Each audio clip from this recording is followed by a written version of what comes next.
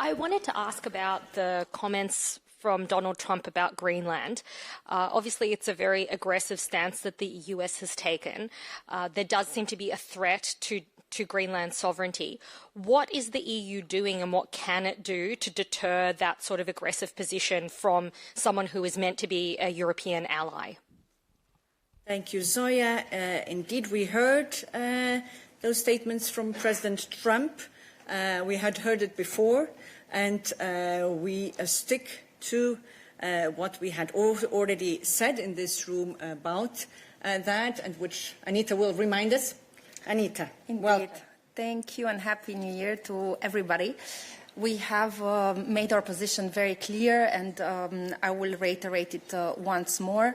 The EU will continue to uphold the principles of national sovereignty, territorial integrity, and the inviolability of borders and the UN Charter. These are universal principles and will not stop defending them. All the more so if the territorial integrity of a member state of the European Union is questioned. And I will also want to direct you also to the tweet of the High Representative from the 22nd of December, where she also reiterated once more that we continue to stand in solidarity with Denmark and Greenland is an autonomous territory in the Kingdom of Denmark, and any changes to the statute are for Greenlanders and Danes alone to decide. Thank you, Anita. Yes, and in the back. Hi, Terry Schultz with Deutsche Welle.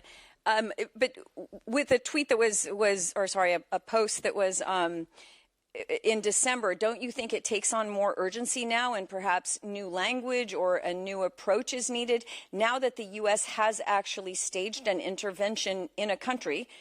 We've seen this happen now, which may have just been hypothetical before. Is there nothing more you'd like to say that would perhaps be a deterrent, or, I don't know, but not just say, but perhaps to do? Thank you. Would recall that Greenland is an ally to the U.S. And is also covered by the NATO alliance. And that is a big, big difference. So we therefore completely stand by Greenland, and in no ways do we see a possible comparison with what happened. Any further questions? Yes, there.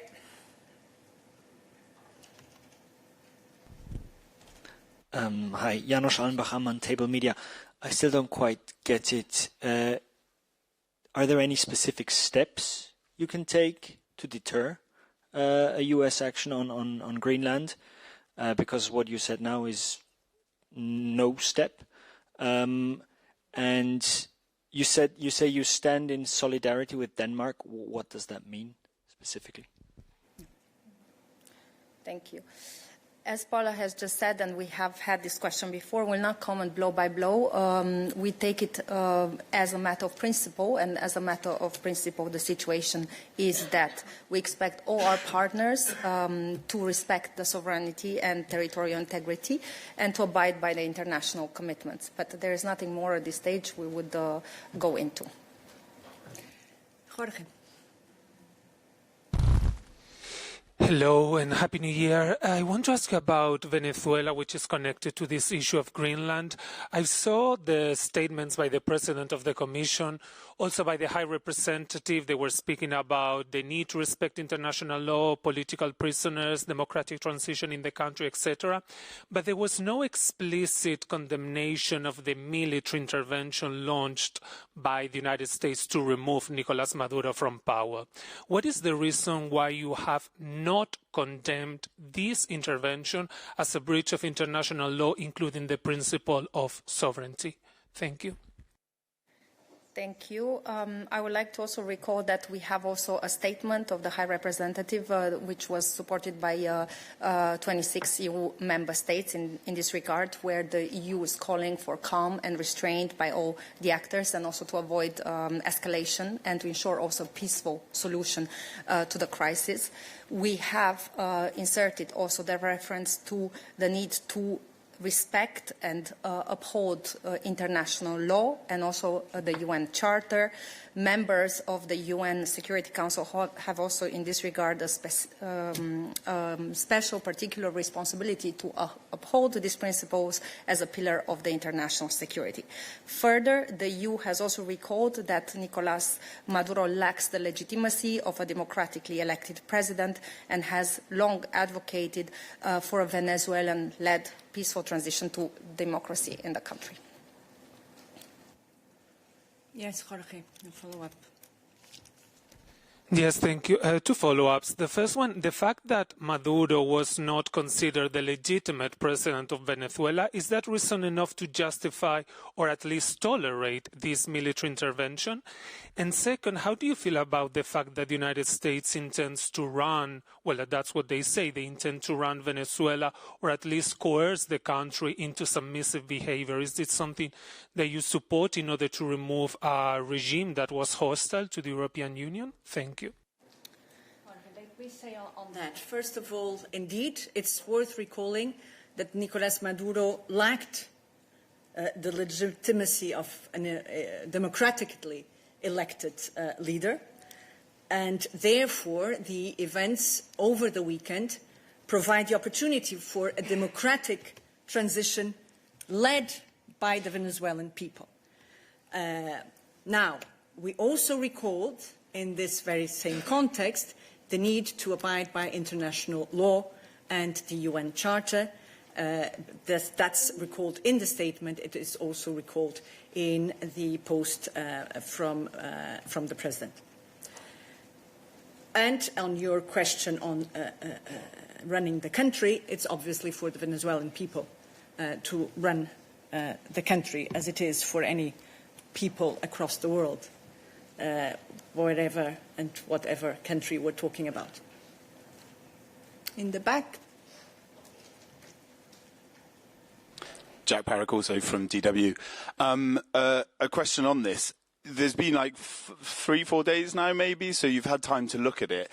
How would you term the US actions in Venezuela? Is it an invasion, an intervention, an act of aggression, an external coup? We're brilliant in Brussels at coming up with the words. What is the terminology that the Commission is going to use on this? Thanks. Thank you, Jack. Listen, we haven't really discussed how we are calling it. I don't think that's the most relevant in the matter. As said, these events create the opportunity for a democratic transition in Venezuela and create the opportunity for a transition led by the Venezuelan people. Jack, a follow-up.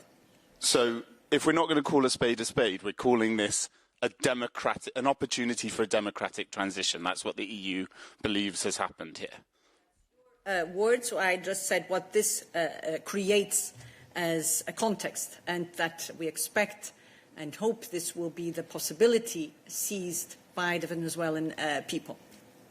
Yes, next to Jack. Sorry, we're double teaming you here. So is the statement calls for all actors, and there are a limited number of actors you could be referring to here, even though you don't use you don't mention the U.S. by name in this respect. You ask for everyone to uphold international law and for the importance of this. So is it your assessment that until now international law has been followed by the United States in its actions there? Thank you. I think the statement is very clear in saying that the international law must be respected, and this is what we are recalling and expecting all the actors involved to do. But it's already happened, so you can speak about events that have already happened. I mean, sorry, it's already happened, so you can say that for future events, but is it your assessment that what has happened up until today has been in accordance with international law? On the implications, as Paula has just mentioned, and as the events just unfolded, it is too early to look into and assess all the implications in terms of legal assessment. Yeah, there, please. Hi, I'm Dani Rovirosa from the Spanish news agency EFE. Could you please explain to me where do you see an opportunity for a democratic transition in Venezuela when President Trump is saying they will run Venezuela? So, again, let's take it step by step and also to see how the facts are and the events are unfolding.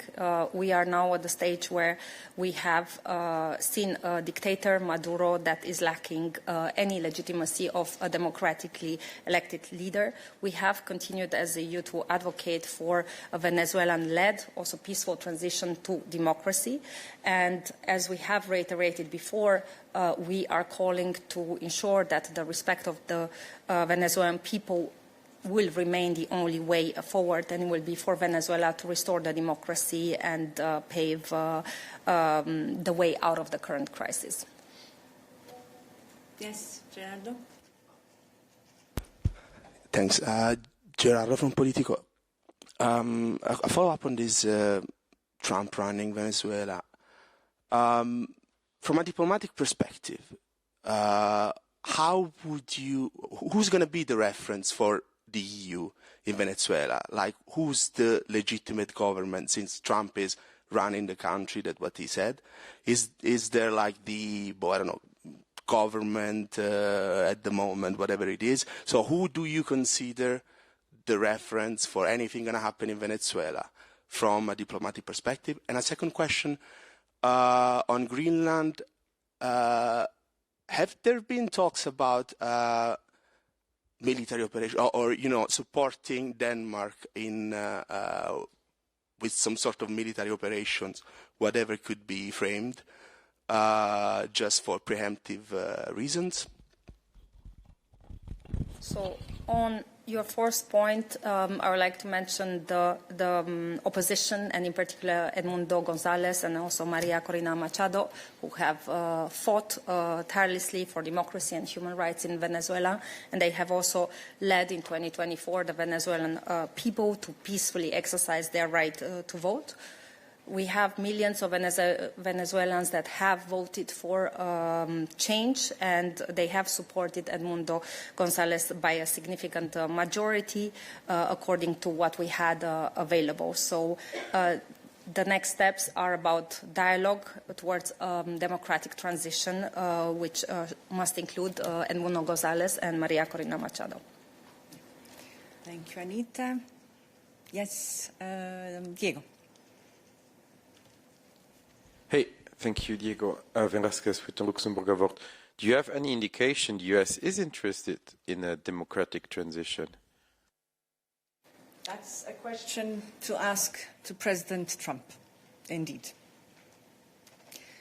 Yes, Diego? I asked you if you had any indication from any possible contacts. What we said before is that this can create the possibility for a democratic transition. This can create an opportunity for those who have been democratically elected in Venezuela to run the country, and that's indeed what we are referring to when we say that the events over the past days create this possibility for those who have been democratically elected in Venezuela to actually be running the country. Let me see if there are colleagues haven't asked a question. Yes, please. Hi, thanks very much. Nick Beek from BBC News. Happy New Year. I appreciate what you're able to say and not able to say about Greenland specifically, and also that you stand behind Denmark. But could I just ask you one specific phrase that President Trump used when he was talking to reporters on Air Force One? He said, of Greenland, the EU needs us to have it, and they know that. So are you able to say, just for the record, that President Trump is mistaken or he's misinterpreted what the Commission's position is on that? We heard those statements. I'm not informed about any discussion with the US by our representatives on this issue. Yes. I mean, are you able to say that that's incorrect, where he says the EU needs us to have it and they know that? That's simply not the case, is it? Again, there is Greenland is has its autonomy. And of course, each country may be very interesting from many points of view, but that shouldn't trigger any interest beyond possible, for instance, business interests, investments, etc. Nothing going beyond that. Yes, please. Can you just answer the question? Does the EU need the US to have Greenland? Sorry, say that again? Does the EU need the US to have Greenland?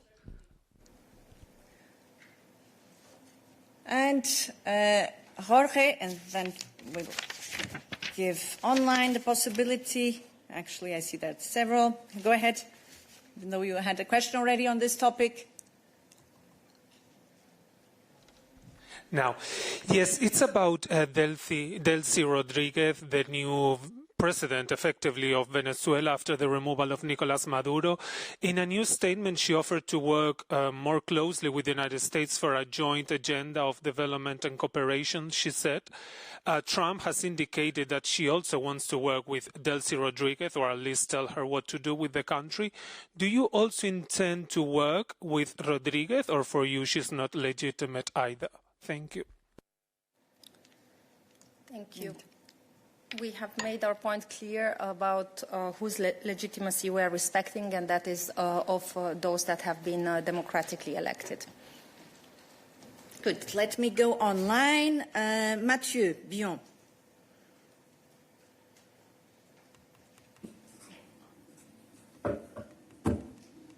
Oui, bonjour. Bonjour. Bonne année.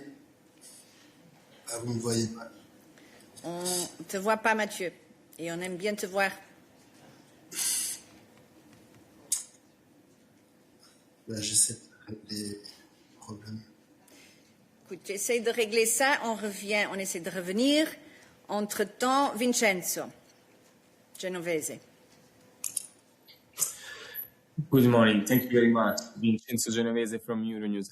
I'd like to ask you on the same topic, if the Commission considered the US an aggressor in this case, and if the Commission condemned at least the killing of civilians, which was denounced by the Venezuelan government and has not been denied. Thank you very much. Thank you, Vincenzo. That comes back to the question on how we describe it, how we name it, how we call it. And so nothing to add to what we've said before.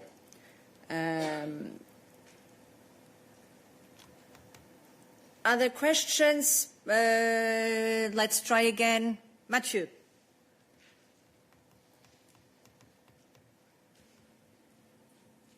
Oui, c'est bon. Yes, Mathieu. Sur le Venezuela, est-ce que vous avez pris des dispositions spécifiques concernant le personnel de la délégation de l'UE et les ressortissants européens sur place? Merci. Pour l'instant, on est en contact, bien sûr, avec notre délégation et tout nos staff. Tous sont en sécurité. J'ai rien à ajouter à ce moment-là. Okay, and let's try to now wrap up on this topic, but I still see Mose. Yes. Hello, Paula. Musa, Broadcasters Times. I would also like to ask a follow-up question about Venezuela, because for all of us, I think it seems to be a blatant violation of United Nations Charter, which EU statements today is referring to. But still, the position here is not very clear. As has been said, EU has not expressed any concerns or condemned, this military intervention.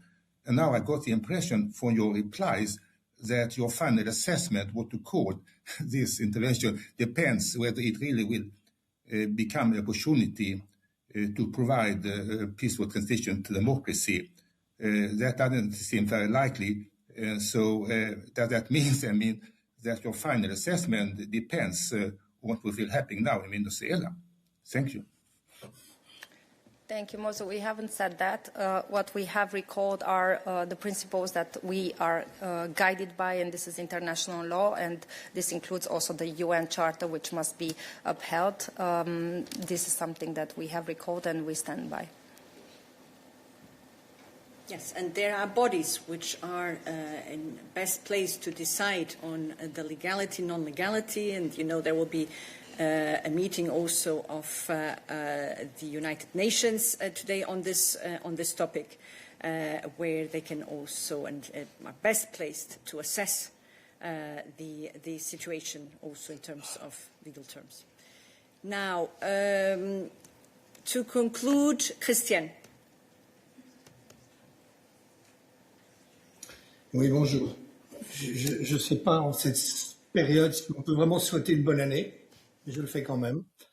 J'ai plusieurs petites questions sur la situation au Groenland. Je voudrais savoir s'il y a une réunion des ministres des Affaires étrangères qui est prévue, forme de consultation par VTC ou pas. Est-ce que vous allez faire une déclaration commune des ministres des Affaires étrangères? Il y a plusieurs pays nordiques notamment qui ont pris position. Ça fait déjà un agrégat, mais il n'y a toujours rien au niveau de l'Union européenne, à part des phrases gentillettes. Je voudrais savoir si Mme Kallas a eu des entretiens avec Rubio. Et sinon, est-ce que ça pose pas vraiment un problème pour la diplomatie européenne qu'effectivement la première puissance et un pays allié ne parlent pas aux représentants des États membres pour les affaires étrangères? Et une dernière petite question, est-ce que vous n'êtes pas choqué par le mépris de Donald Trump qui, dans l'avion, a dit qu'effectivement, il ne voyait pas pourquoi il prendrait pas le Groenland, vu que la seule solution qu'ont apporté les Groenlandais et les Danois pour protéger le territoire, c'était d'ajouter un chien de traîneau, avec un grand éclat de rire de tout son entourage, ce qui montre le peu de respect qu'il éprouve pour les Européens, et qui, effectivement, je comprends que vous soyez très, très timoré, mais enfin, je pense que le moment est aussi venu de montrer un peu les muscles, et donc je me demande si vous allez montrer les muscles en 2026, si on va continuer à faire carpette. Merci. Greenland and contacts? On the contacts, indeed, the High Representative has had a call just 2 days with Marco Rubio. Precisely this was the aim of the call, to discuss the situation. She has contacted, obviously, our ambassador in Caracas. So the discussions with the U.S. counterparts are ongoing. And on Greenland, again, we are in close contact with Denmark, and we will continue to support them throughout. Yes, Christian. And otherwise, I recall here also the words of Prime Minister Nielsen of Greenland, who recalled that Greenland will not be a piece of property that can be bought by just anyone. And we fully agree and stand by that. And he's also called for respect. And again, we stand by that. So with this, we conclude on this topic. We move to different subjects. David? I'm sorry, maybe I should add, but still on foreign affairs, but on a different topic for Anita? Not really, so we wait, David. Yes, Vitaly. Hello, Vitaly. I think it's more about, it's more for you. It's on coalition of willingness. Tomorrow is meeting, and maybe do you have already some feedback on documents which were presented in Kyiv by Zelensky this weekend, and what you think about this proposition? Thank you. Thank you, Vitaly. Indeed, the meeting tomorrow at leaders level will follow up on the work of the national security advisors that took place in Ukraine on Saturday. There has been further work, notably on the security guarantees, and this is the work that will then be presented tomorrow, presented and discussed by the leaders. So there's not more that I can say at this stage, but there is progress, and after the meeting tomorrow, we will certainly be able to tell you more. Other questions to Anita? No? Okay. Yes, here. Tatiana Wysocka, European Pravda, Ukraine. I've got a follow-up on the Coalition of the Willing. Actually, the Coalition of the Willing tomorrow will have to finalize the document of the security guarantees for Ukraine. And I'm wondering, the European Union is participating in the security guarantees of the Coalition of the Willing, or it will be giving some separate security guarantees for Ukraine, as, for example, United States, which will be giving separate guarantees as a separate document, which will be voted in Congress. So will it be some part of the Coalition of the Willing, or something separate which will be voted by Parliament? And I've got also a question about the loan, 90 billion, but I don't know, it's for Anita or... Not before Anita. Okay, so let's stay with that question first. Thank you. So without prejudging the outcome and the discussion at the leaders' level tomorrow, what we can say, which is not a secret, we've always presented under the topic of security guarantees. There is, for instance, one very clear security guarantee, which is this prospect of accession of Ukraine to the EU. This is a part of what the EU as such can offer, independently of what the coalition of the willing can put forward. But as said, in terms of details and who contributes how, let's wait for the meeting tomorrow to provide further details on this and on security guarantees in general. Good. So if no more questions for Anita, then let me just... Sorry? No, that was outside. Sorry. Good. We'll come back to you on the loans, but since I had given the word first to David, go ahead. Yeah, it's a sort of trade question following on from Venezuela.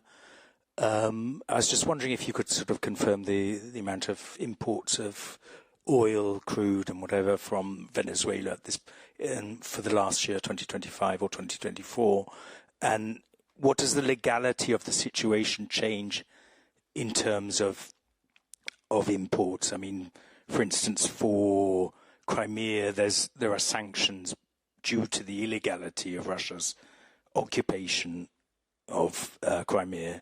But what would that change in terms of imports from Venezuela? Thanks.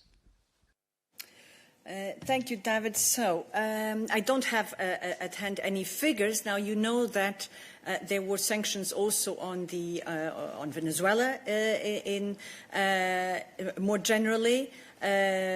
So I need to check if there were any imports at all, and looking at the team to recall if oil was also covered by the sanctions from our side.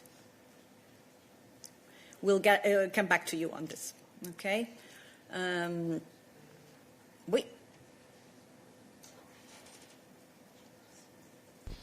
Bonjour, Florentin Collomb, Le Figaro. J'aurais une question sur le Mercosur. Est-ce que vous avez eu des contacts depuis le Conseil européen de décembre avec les États membres qui vous avaient demandé des garanties supplémentaires sur l'accord? Et est-ce que vous travaillez toujours sur l'hypothèse d'un déplacement de la présidente von der Leyen le 12 janvier? Est-ce que la date du 12 janvier est toujours en vigueur pour signer l'accord si jamais il y a une validation du Conseil d'ici là? Merci. Oui, merci. Je peux confirmer qu'il y a eu des discussions, du travail et du progrès pendant ces 2 dernières semaines pour ce qui concerne l'accord avec le Mercosur. Je n'ai pas de date à confirmer, pas de date concrète, mais je peux confirmer qu'on est sur la bonne route de pouvoir envisager une signature, espérons bientôt. Please. Thanks, Alice Bergouin, for your active. I have a question on the declaration from the French Prime Minister on Sunday, who said France would issue a decree to ban the import of products containing traces of substances that are banned in the EU. My question is, what's the view of the Commission on this? Is this compliant with EU law? Thank you. Thank you. And today I'm also Olaf, and we have some also sicknesses still around. So on the one hand, we can confirm that we received a letter from the French authorities on this very same matter regarding imports of foods and containing residues. For the moment, however, we understand the decree is not yet adopted. And not notified formally to the Commission. So we need to wait for that before we can actually formally assess it and say more about it. But in terms of what we can say, Eva. Happy New Year to everybody. In terms of procedure, the French authorities need to propose the draft legislation, and then they must immediately notify European Commission and other member states if they take these national interim measures. And once we are notified, we will put the topic on the agenda of a standing committee. It's a PAF committee, Plant, Animals, Food and Feed, where we need to discuss it with the member states. There is a 10 days delay, so there is a discussion which can confirm, amend, revoke or extend the measures. Yes. Now, in this context, I think it's also worth recalling that the Commission is already working on establishing that the most hazardous pesticides which are banned in the EU for health, for environmental reasons, are not allowed back to the EU through imported products. And this is something that we have also presented to you just before Christmas. So at EU level, we are taking measures, so it's also worth recalling in the context of this announcement by the French government over the weekend. The impact assessment about the most hazardous pesticides was already launched last year in November, and you might have followed also the announcement of Commissioner Varhelyi in December about strengthening of the controls regarding the pesticides, about new measures, about a task force that we establish. So everything is moving in a direction that is always obvious for us, and it's the safety for our consumers. But at the same time, by the impact assessment, we need to assess the international side of such measures and what would be the impact for the competitiveness and obviously what would be the impact for the agriculture and consumers. Good. Any more questions for Eva? No? Then we can change topic. Please go ahead. Good afternoon. I'd like to extend my warm New Year's wishes as well. Question for Thomas. Last week we had quite a flurry of news out of France regarding Grok, which is the AI chat box of X. There were reports that it generated sexually explicit deepfake images of minors. The Paris prosecutor's office is looking into it. Ministers have called on ARCOM to investigate under the Digital Services Act.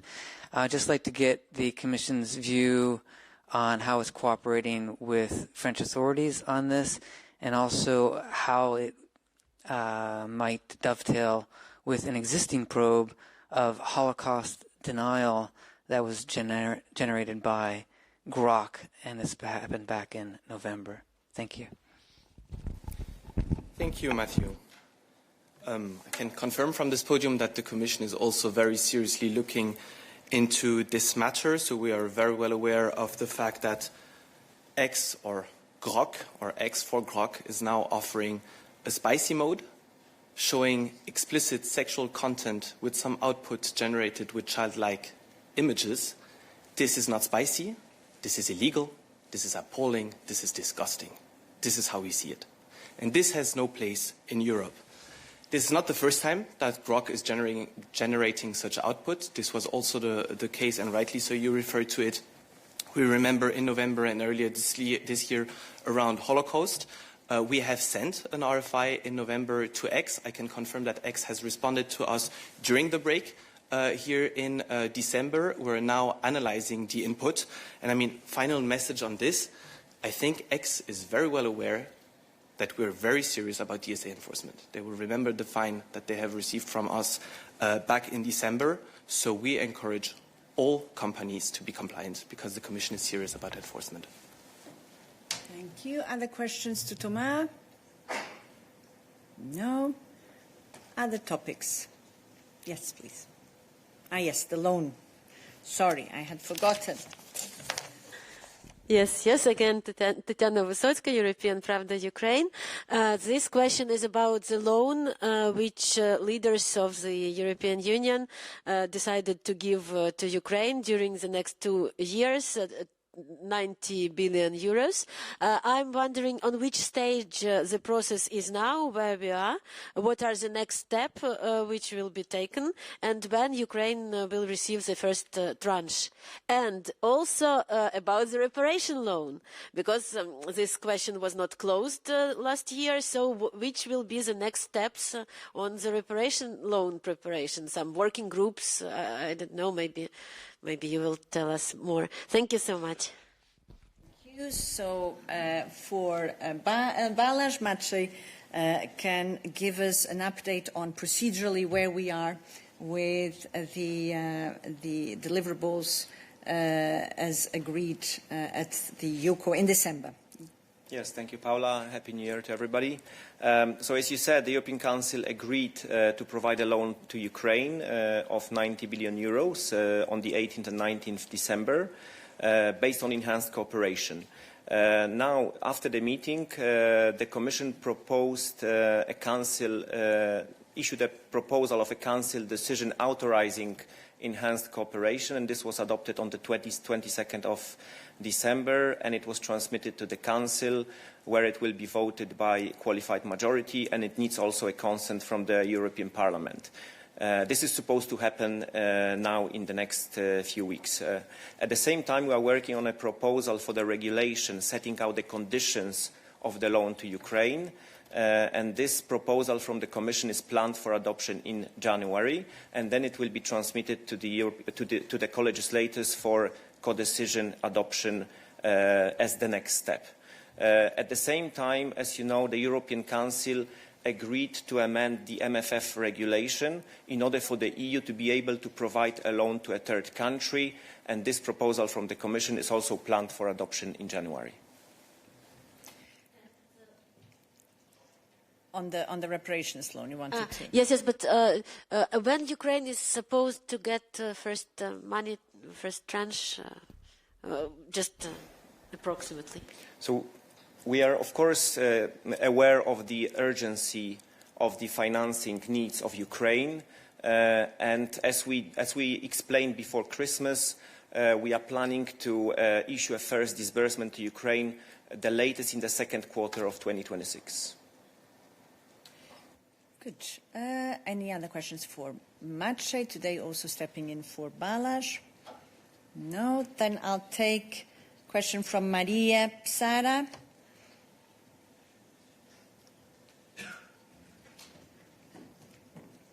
Hello, can you hear me? Yes, Maria. You cannot see me, though. We cannot see you. True. I see that. Do you give me some time to fix this? Yes, let's see if there's any other question in the room.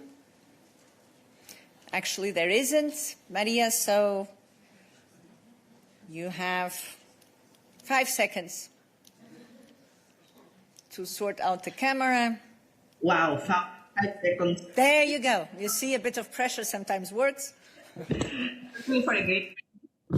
So, Maria Psara with FCN Newspaper. Happy New Year to everybody. Yesterday there was a blackout at the airports and the airplanes of Greece, and as a consequence, the FIR of the country was sealed for many hours.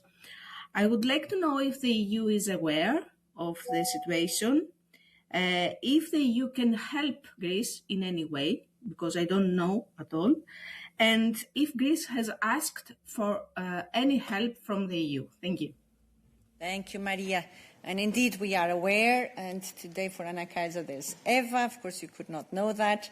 Eva, what else can we say about it? Maria, Happy New Year to you. Yes, of course, we are aware of the situation in Greece, and we are in close coordination with Eurocontrol that is monitoring the situation regarding the closure of the Greek airspace. For the moment, we don't know exactly the technical issue that still remains to be determined, and whether it was caused by internal factor or by external factor. So the Greek authorities, as you know, are investigating the issue. We have not been requested up till now for any help, but obviously we are engaged and we are ready to cooperate with the Greek authorities.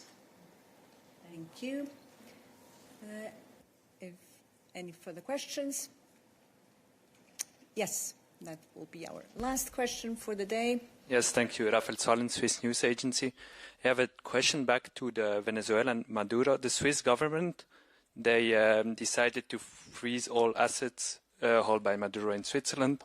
I want to know, does the EU the same? Is this coordinated, or what can you say about this? Thank you. We'll need to get back to you on this one. I'm looking at also Anita to see if she was aware of this freezing of assets. Of course, Switzerland, as a sovereign country, is free to take any measures that it deems appropriate. So that's what we can say for the moment. I have not heard about any coordination. Should it have been otherwise, we will let you know.